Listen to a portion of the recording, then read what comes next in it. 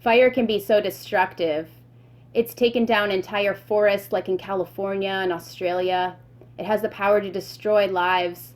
But when it's just a small flame like this, it seems pretty harmless, right? Like, don't try this at home, but like I can play with it a little.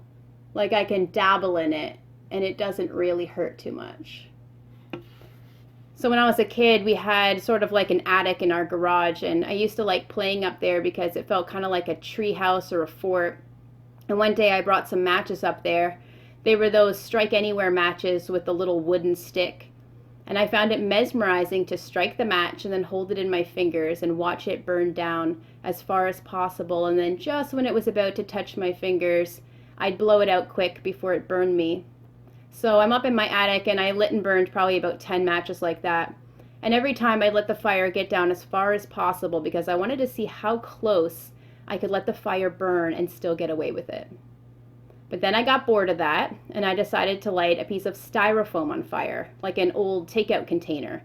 And I was thinking it would burn slowly, but then in an instant it popped up into flame and started melting and falling apart, and I panicked, and I dropped it onto the plywood floor that I was standing on. And I panicked, and I grabbed the first thing I could see, which was a plastic toy, and I tried to pick up the burning styrofoam with the toy, and then that caught on fire. Thankfully, I was able to kick everything down onto the garage floor, which was made of stone, and the fire went out. But later, my dad found the remnants of my little fire experiment, and I was very, very grounded. I remember my dad said, "What were you thinking? Like, you could have burned down our entire house. What were you thinking about when you started playing with fire?" And the truth was that I wasn't thinking about that. I wasn't thinking about the people who might be affected by my actions. I didn't realize how quickly things would get out of hand. I didn't think about the potential for destruction and how great that was. I thought I could play with fire and it wouldn't be a big deal. I thought, it's harmless, I can handle it, I'm in control. And we actually do this with a lot of things in our lives. We dabble in sin or things that quickly lead us to sin. We flirt with destruction. We metaphorically light the match and let it burn down to see how close we can get before it actually hurts us.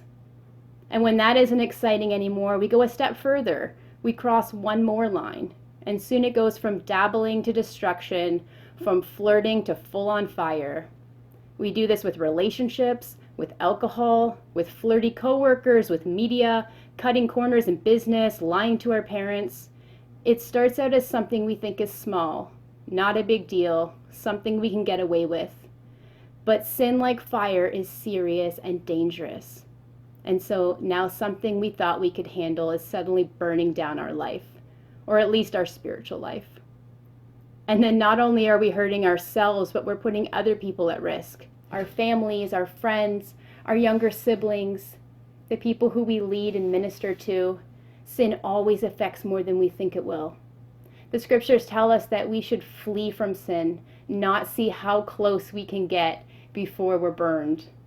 So this week, I want you to think about the metaphorical matches in your life. What are the things that you've been playing with that have the potential for destruction?